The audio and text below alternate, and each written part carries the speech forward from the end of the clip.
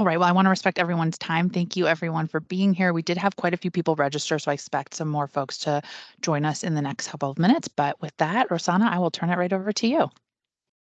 Thanks so much, Abby, and good afternoon, everyone. I hope everyone's having a good day.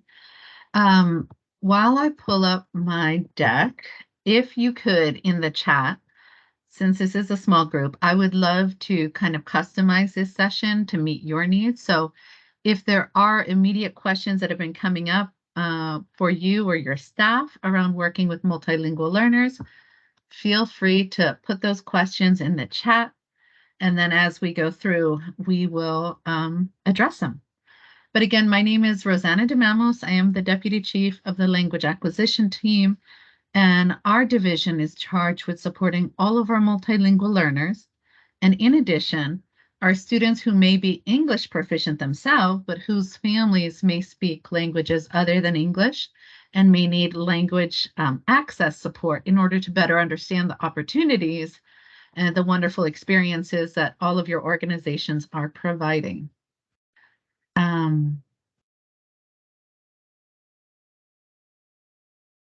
Yes. So Ben, I see your question. We are planning to work alongside private businesses that are contracting with DCPS. We're happy to engage. We're happy to partner. Our team, as Abby knows, is a small but mighty team. So if there is a specific request that you have, feel free to reach out. For example, we had several members of our team go out and work with some tutors from Georgetown University this summer prior to summer school starting, as they wanted to kind of adjust their approach and ensure that it was aligned with the DCPS approach. So we're happy to do so. I'm going to jump into our warm-up. You have an option of answering any of the three questions up on the screen. So the first, how many languages are spoken by students who are linguistically and culturally diverse, meaning they speak a language other than English at home? That's the first question that you can answer. The second, what's the most common birth country of our multilingual learners here in DC? And then the third, how many students do you think come from a family where the language or dialect spoken is other than English? So please go ahead and jump into that warm-up, answer one of those three questions. If you're feeling really adventurous, you can answer all three. And Ben, I'm going to go ahead and put my email address in the chat, but you'll have it also on this deck. You can feel free to reach out directly.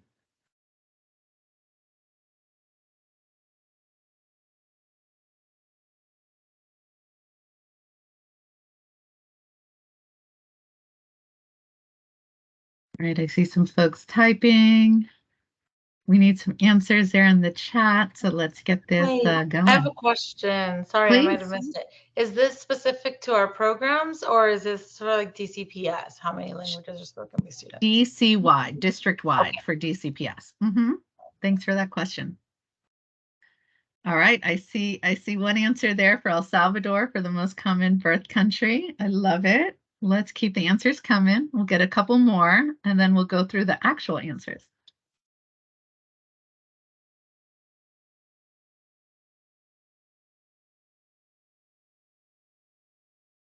All right, I see some guesses of the number of students who come from linguistically diverse backgrounds. Couple votes for El Salvador, which is not surprising. We do have a large Salvadoran population here in DC. Hi, Rosanna. Hi, everyone. I'm walking back to my office, but I'll be more engaged in like 5 minutes. This is Ben, David. I look forward to it. All right, well, thanks, and good to hear your voice.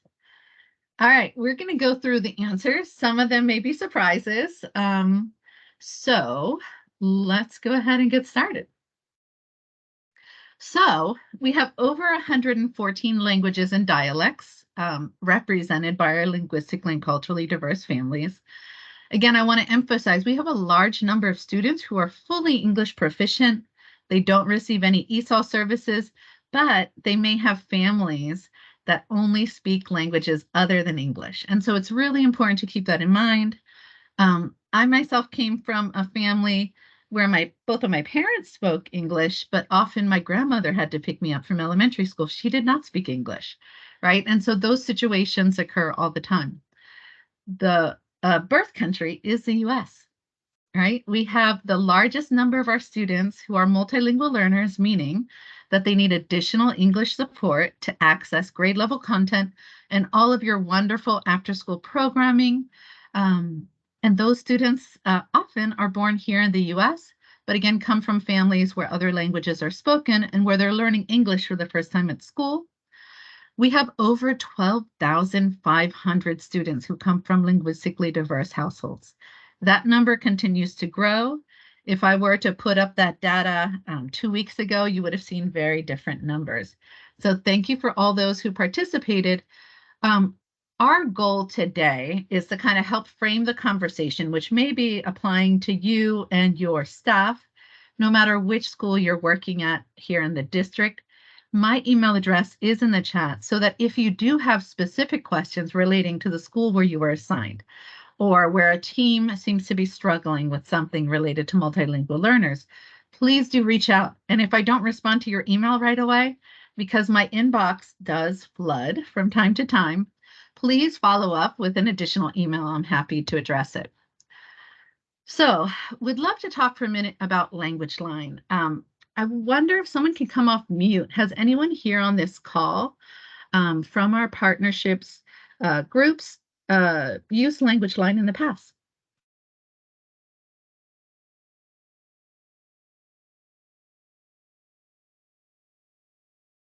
Okay, I see a couple answers. No, which is fine. We're going to go through how to do that.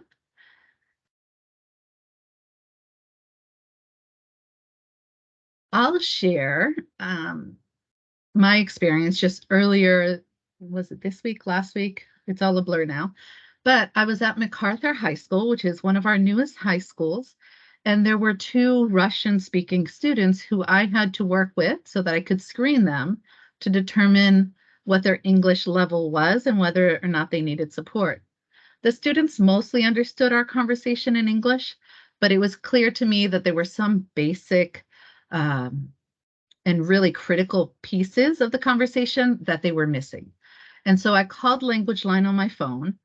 Through LanguageLine, you can get a telephonic interpreter in over 200 languages, and they can support you with a conversation with someone who is right there in front of you.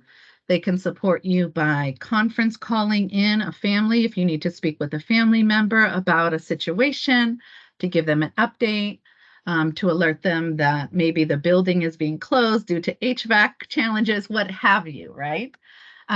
What you see on the screen here, though, is information that you can use to add LanguageLine directly to your cell phone as a contact. And that's what I like to do, so that way it's easily accessible. You essentially open your contacts, you add LanguageLine, follow all the instructions there. It should work with both iPhone and Android phones.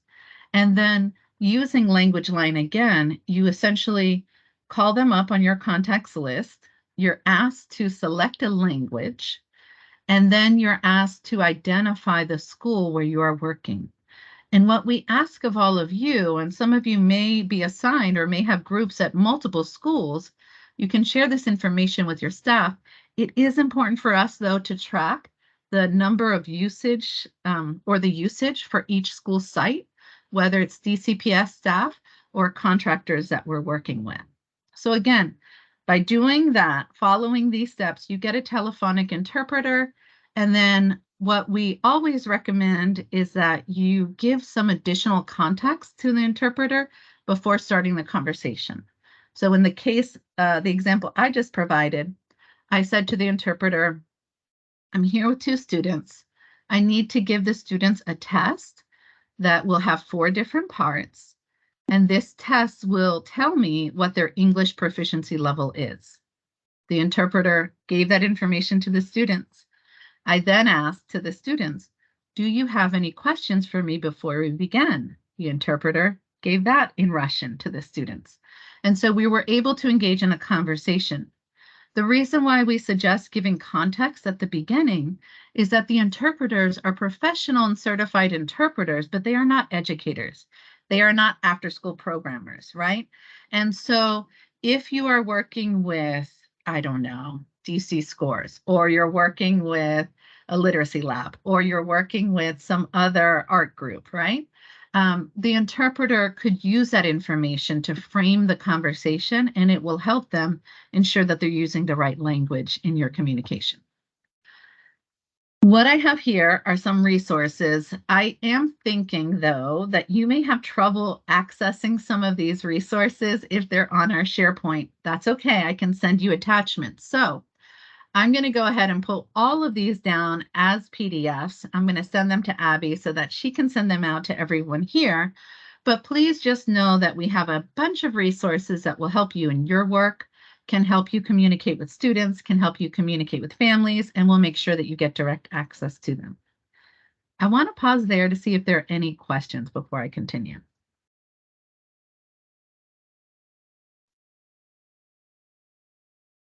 No? Okay. We'll keep it rolling then. So, okay, there are no questions. We're going to keep that ball rolling.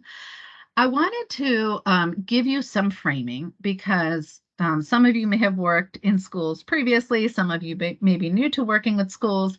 Some of the language that we use in DCPS has changed recently, and so I wanted to give you just that update. We now refer to our students who need ESOL services in order to access grade level content. They need additional English support as multilingual learners. Previously, those students were called English learners or emergent bilinguals. It really doesn't matter what term we're using. The point is, these are students who need additional support in English as they develop. And the trajectory of learning in a new language is somewhere between 5 to 10 years, depending on the student's background. And so these are students who need additional support. Again, many in the district are using multilingual learners. I encourage you to do the same. The services that they receive are ESOL, English for Speakers of Other Languages. And part of the reason why we shifted this terminology, and we encourage you to do the same, especially when you're working with our schools, is that here in DC, as all of you know, we have a very strong equity imperative, and we really want to look at our students from an assets-based approach. Using terms like multilingual learners and English for speakers of other languages acknowledges that for many of our students, English is not their second language. It may be their third or fourth. And we want to recognize, affirm, and celebrate the linguistic and cultural heritage of our students. You may also hear in the schools WIDA levels. WIDA refers to the World-Class Instructional Design and Assessment Model. It's a consortium. It's like a large umbrella. And that large umbrella gives us all of the assessments that essentially mark the English proficiency level of children and the growth that they receive. I wanted to give you some framing so that you understand what it means to have a level 1, a level 2, a level 3, a level 4, a level 5. So students who are referred to as level 1 students are at the very beginning of their English progression. We know that elementary age students will typically pick up both social and academic language a little bit more quickly than our secondary students. And that's because our elementary kiddos typically don't have that effective filter, right? They are less reserved. They are more ready to just kind of dive in. When it comes to students, regardless of grade level span, I wanted to let you know that it is for grades 1 through 12, it's a 4.5 composite or average score that allows students to exit from ESOL services. So once a student reaches that level, they exit services. At kindergarten, it is a straight 5.0 composite or average score. Now, this is important for you and your staff because if you have a larger number of level 1 students, those may be students who need additional language supports. Your staff may need some additional tools in their toolkit to work with those children, and we're happy to partner with you on that. There's some additional vocab and language here that you may find helpful. Not going to go ahead and read through it too much. What I will flag for you, though, is the following. You see up at the top, students with limited or interrupted formal education. And I know that many of you have been working with schools that have been supporting our migrant students, students who were bused up from Texas and other jurisdictions. many of whom are coming from Venezuela, but also certainly from other countries in Latin America, as well as countries in West Africa. Now, those students, because of their passage to the US, may have had interruptions or limited formal education, right? So what it means for our third grade students, for example, in many of our schools, that may be the first time they're in a formal academic setting for 2 or more years.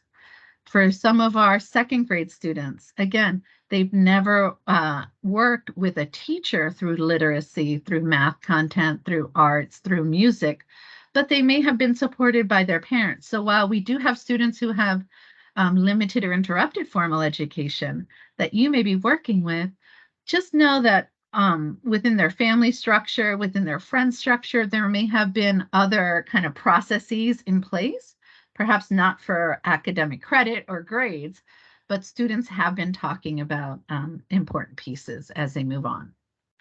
I wanted to share with you some of our district level data about, the number of newcomers that we have, our multilingual learners, our linguistically and culturally diverse students. And you can feel free to come back to this. It may relate to some of your schools a little more than others. What I do want to emphasize is it's really critical to know the population that you're working with. And this is why I really do encourage you to reach out to me. I can provide you with access to Elevation, which is our EL data platform, because it has, private student information, but I can provide you with these charts. And these charts can provide you with a sense of how many level 1, level 2, level 3, level 4 students are there in your school. So here you see Brightwood.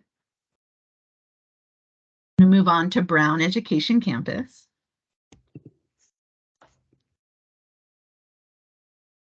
And then I'm going to move on to Simon Elementary School. And I'd love to hear from someone in the audience. Does anything stand out? Would you like me to go back to one of those school slides so we can dig in a little more? Is this reflective of what you've been seeing in our schools? Let's hear from you.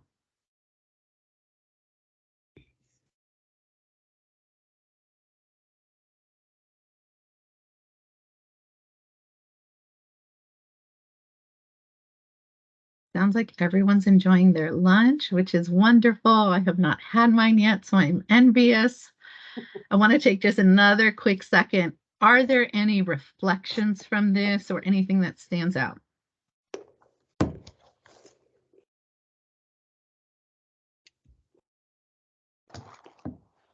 And if not, that's okay. I have a sort of observation. I don't know Please. where it lands, but the numbers are very different. So some schools, obviously, you see quite high numbers across the different levels. And then a school like Simon, the total number is fairly small. And I wonder, are we seeing schools we might not typically think of as serving multilingual learners now getting more of students and having to figure out, and that might also trickle down to our partners. They've traditionally been at schools where this hasn't been a population of students they've been serving, but they're starting to see a greater need. Yep. Yeah, so I would expect that you are going to start to see that shift, right? Across the district, we are seeing a lot of movement of our multilingual learners. So just this week, a couple of newcomers just started at Plemmer Elementary School. The population at Houston Elementary School has grown from about 3 students at the very beginning of the year, and now they have over 22 students who are multilingual learners, right? So in some cases, that increase is quite significant. In other cases, it might be 1 student here, 1 student there. Regardless of the situation of the schools that you support, please do reach out to me because I'm happy to dig into that data, whether it's a question of supporting 1 kiddo in your program after school, or it's a question of supporting 25 kiddos in that program after school. Please do reach out. So I want to talk a little bit about what this might sound like, feel like, be like for your students as they come into your after school program.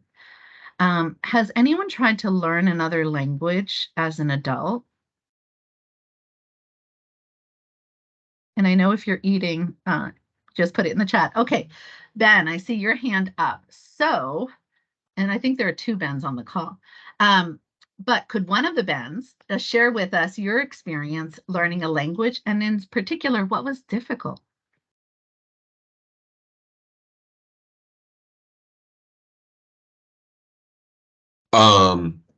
So I've dabbled in multiple languages as an adult. I would say for me, like with Mandarin, the like writing system, like learning a brand new way of like writing and then unpacking like the discrepancy between being able to say things but not being able to read. So it reminded me of like what it would be like for our students who are functionally like can use language functionally but like still can't read anything or process any written text.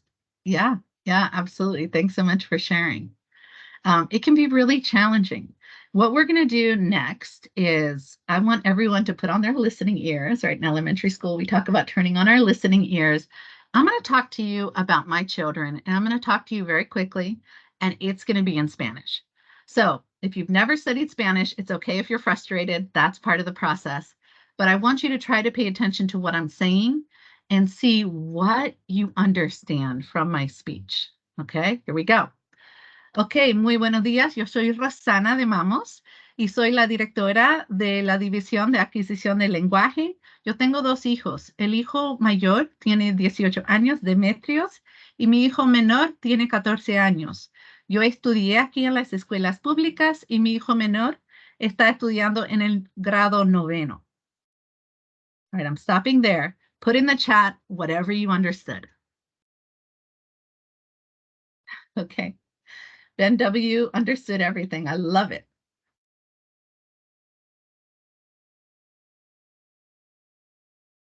I have 2 kids that go to public school.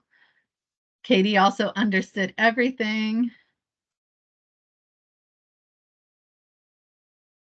Someone's in the 9th grade. Did anyone feel totally lost?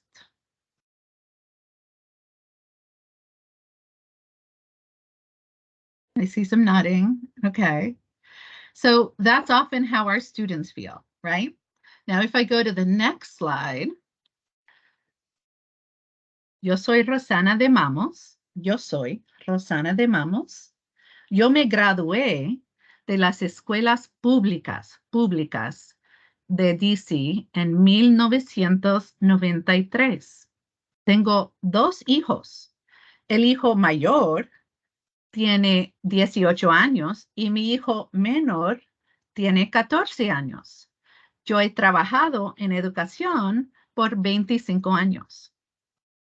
So using this slide and using the way I was speaking to you, some of the gestures as well, some of the highlights, it helps you have a better understanding of the content if you weren't one of those who understood everything, right? And I like to use this picture because my younger son is actually shorter than me in this picture, even though he is no longer shorter than me now. But I bring this to you because there are lots of high leverage strategies and practices that you can use while engaging with your students. And that's true whether you have a text-based program and you're doing reading and writing activities.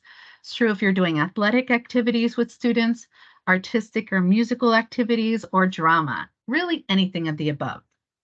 The more we can use gestures, and I know I'm not following appropriate protocol for Teams because I talk with my hands and I can't turn that off, but the more we use gestures, the more we model. When we were talking and I initially introduced myself, I spoke very quickly. If you're just a new or intermediate Spanish speaker, that's going to be more challenging for you to understand versus when I speak more slowly.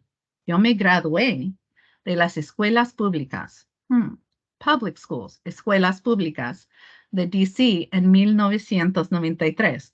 Don't judge me on my year of graduation, but there are ways that we can kind of build in these strategies in the way we're speaking.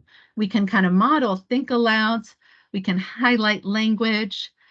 For those of you who speak Spanish, and I'm going to call on Rosario, who I see in the chat speaks Spanish and understood everything. How do you say education in Spanish, Rosario?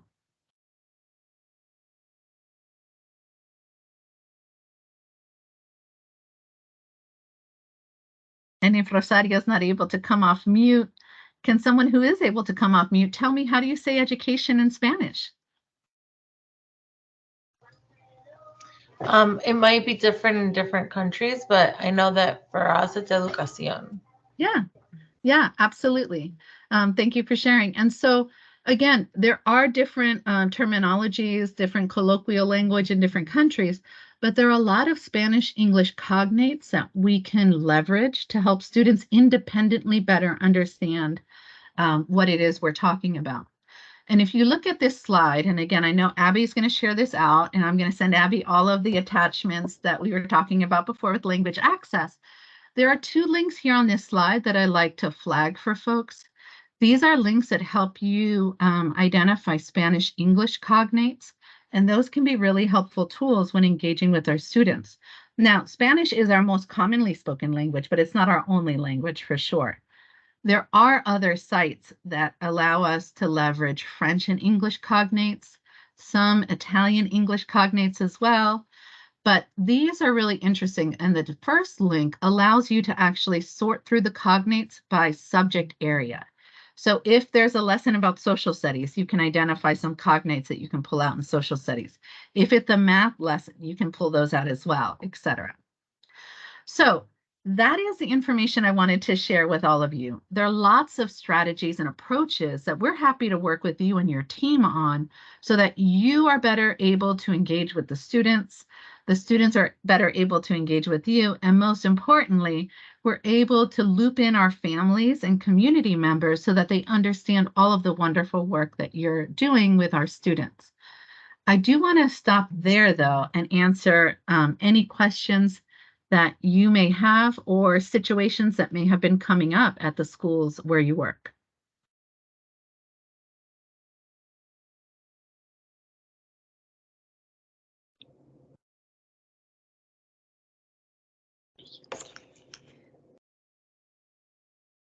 So I think for us, it's been a little bit more challenging to be able to, and I'm glad you were able to share about the line that we can call, but it's with Amharic students who speak Amharic. I know our organization, we all speak Spanish, and we can work with students who are learning English.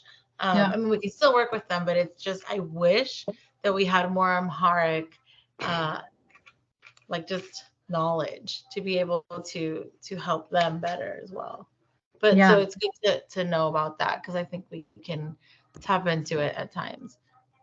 Absolutely. And one thing that I recommend to teachers who have newcomers in their classes or may have new students that just transfer in is to use LanguageLine as an introductory tool, right? So you may actually have the students right in front of you, and you can call LanguageLine. You can select Amharic as your language, get an Amharic speaking interpreter, and through that interpreter, you can communicate with the child to say, hey, my name is Rosanna. I am the director of the after-school program at your school. These are your 2 teachers that you'll be working with. This is the way that you should come to me if there's any kind of challenge. These are the types of activities you might be doing here today, and then give the student an opportunity to ask questions. For some of our students, their families may have signed them up for your after-school programming. And in some cases, the children don't actually know what to anticipate, or they may not know, how to communicate. If language is a challenge for them, how do they let someone know that they need to use the bathroom, that they just got injured, that their stomach hurts, that, they just need a break if that's the case. And so LanguageLine can be a really effective tool for that. Thank you for sharing that question.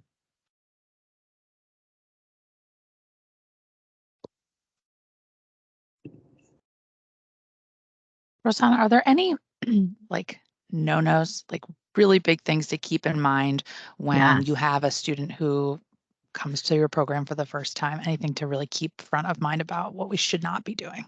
Yes. No, thank you for flagging that. And what I'll do is I'll probably add another slide onto this deck with that information in writing, so that way we can all keep it front of mind. So the first no-no is, I haven't used that phrase in a while. My kids are grown, as you know, but So the first no-no is we do not ever ask a child or a family about their immigration status. It's actually a violation of their civil rights to do so. Now, a child or a family may come to you and may say, I need help because of immigration, or I need some support. You, as after school coordinators and staff members, should certainly direct them to the school. You can also direct them to me, and through our office, we can help provide that support. So if a family comes to us and asks for support or help, we can provide it, but we never ask a child or their family about their immigration status. And alongside that, and I want to emphasize this, we never ask if a child is legal or illegal. That is not language that we use with our children. It is not language that we use with our families. Here in DC, we work with and support the needs of all residents, regardless of their immigration status. So that's the first bucket of no-nos, right? The second bucket of no-nos would go and deal with the languages used by our children. We never want to forbid a child from using the language in which they're most comfortable. Now, if you're running an after-school program around poetry, right? Your teachers, your staff, may be engaging the students in exploring poetry, probably in English, and are probably going to lead the children through writing poetry in English. That's fine. But there are opportunities for children to leverage their native language as part of that process, and that strengthens them. What we know from our kids is that when we as educators and staff working with our children tell students, no Spanish in the classroom, you're not allowed to use Amharic, I don't want to hear any Vietnamese in this class, that sends a negative message about their linguistic and cultural heritage.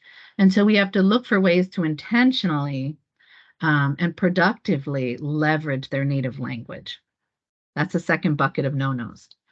The third bucket is really just, checking our own cultural, judgments, opinions, preconceived notions about students. We want to make sure that when we work with our children, we're welcoming all of our children, and we're not making assumptions about what languages they may or may not speak, or what countries they may or may not come from. We've heard from many of our students from West African nations that they feel often out of place amongst African American students here in DC. They feel like they are the other within the other. And so it's really important to find time and opportunity to connect with each student individually within your programs so that you can create a community and an environment that is welcoming for all children.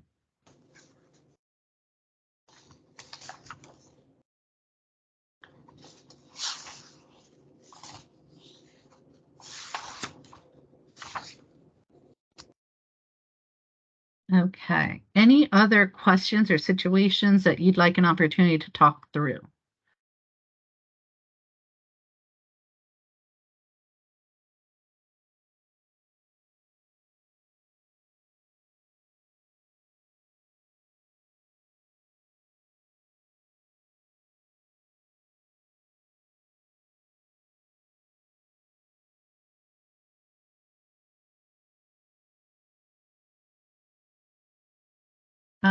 Charisma. Hello, good afternoon. I have, can you hear me? I can.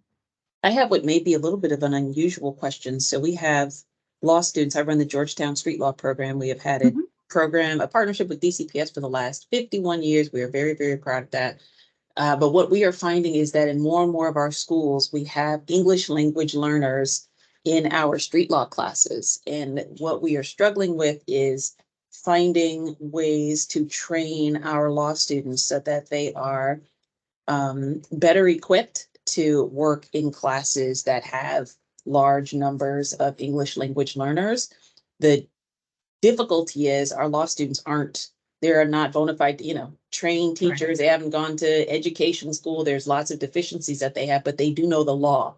And the level of complexity in the material that we provide is just another layer that can diminish the opportunity and the access to our English language learners. Do you have any tips? Are there any tools that I could bring into my classroom to help the law students, many of them who do not speak a second language, help them be able to make the material accessible to the high school students.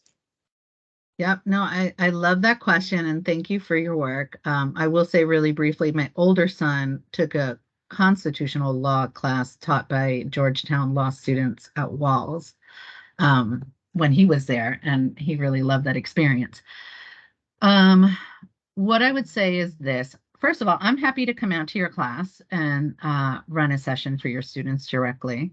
There are a couple of pieces of information that we would want to gather first. So if your students are working at multiple high schools, the population at each of those high schools is going to be very different.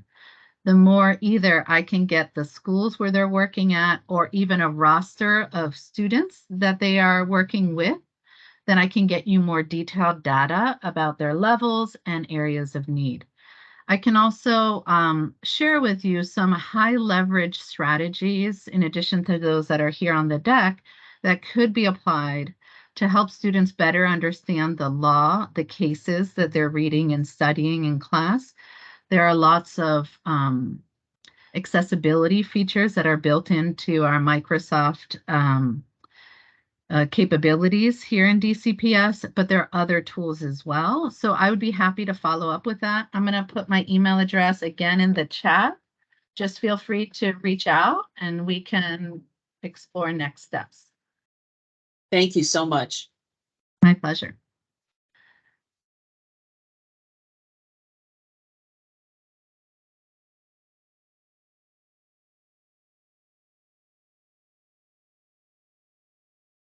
Anything else, folks?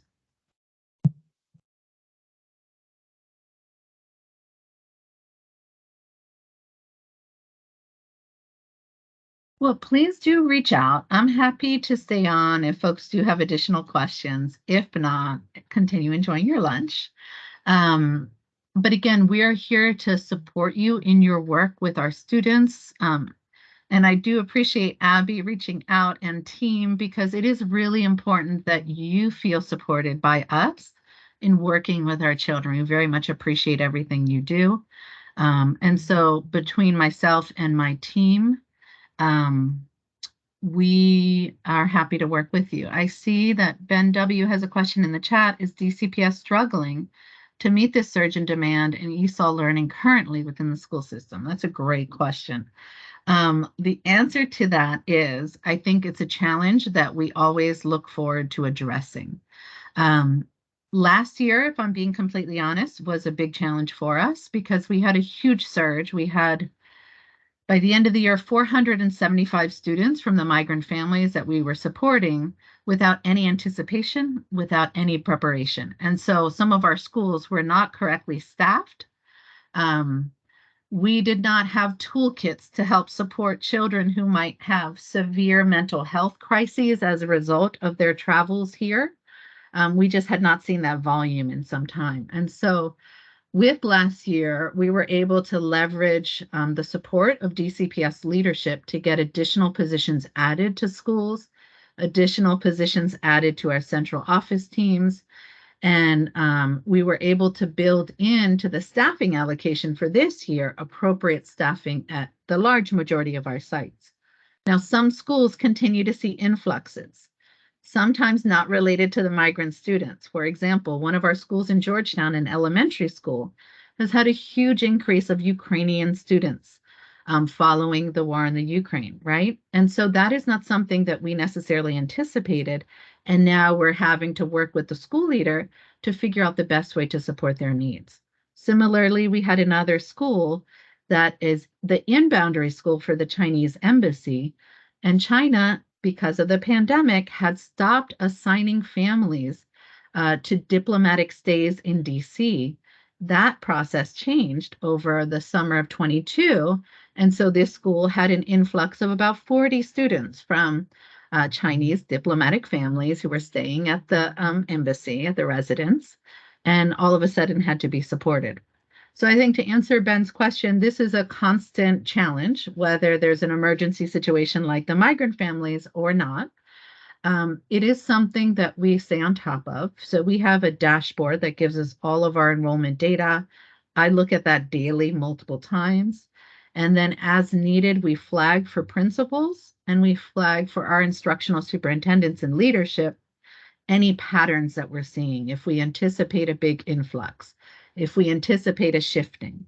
I shared earlier that Plummer Elementary and Houston Elementary have both seen big increases this year. That is something that both of the leadership teams there and my office have been in communication around. So we'll continue to monitor. I do think, just in case, and I'm shameless with plugs, if anyone here knows of bilingual counselors who are certified to counsel, to provide school counseling with our schools and speak Spanish in particular, there's a high need and there is an absolute shortage there. We are largely okay with our ESOL teachers though, but we look forward to connecting with all of you.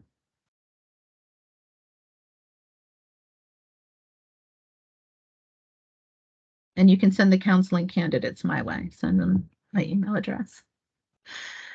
What about for private tutoring needs? So I think that's a great question, Ben. A lot of our students could benefit extremely from private tutoring. I think the financial cost is a burden and is a barrier for many of our families. So if you work with a private agency that can provide scholarship or funding for students in need, feel free to connect with either Abby or myself, and we can help you take the next steps. You know, we of course do need to make sure that any tutoring that occurs kind of in conjunction in collaboration with DCPS, that those staff have all the necessary clearance protocols followed. But we also had a similar question I had from a soccer club where they wanted to sponsor a certain number of students. There are just certain steps that need to be followed, but then we're happy to connect organizations with our schools, and then they will take care of connecting with families directly.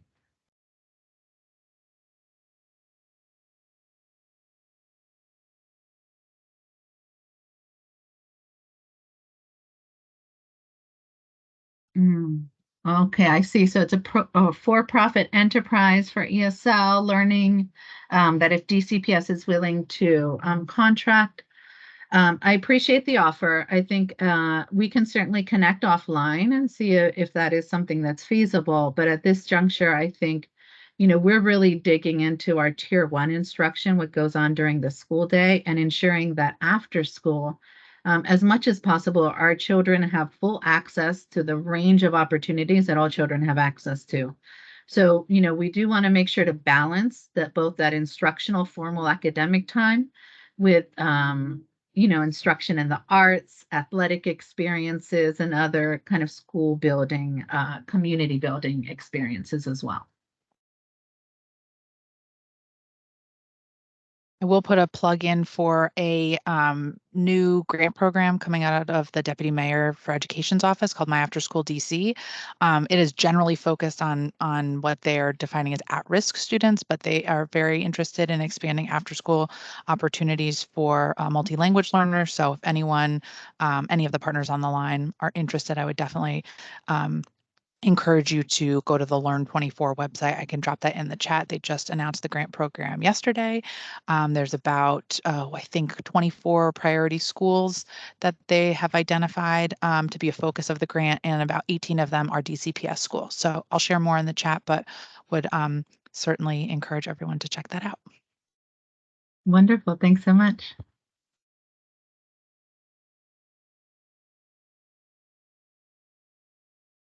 All right, any final questions before we wrap up? Yeah, I will put that in right now.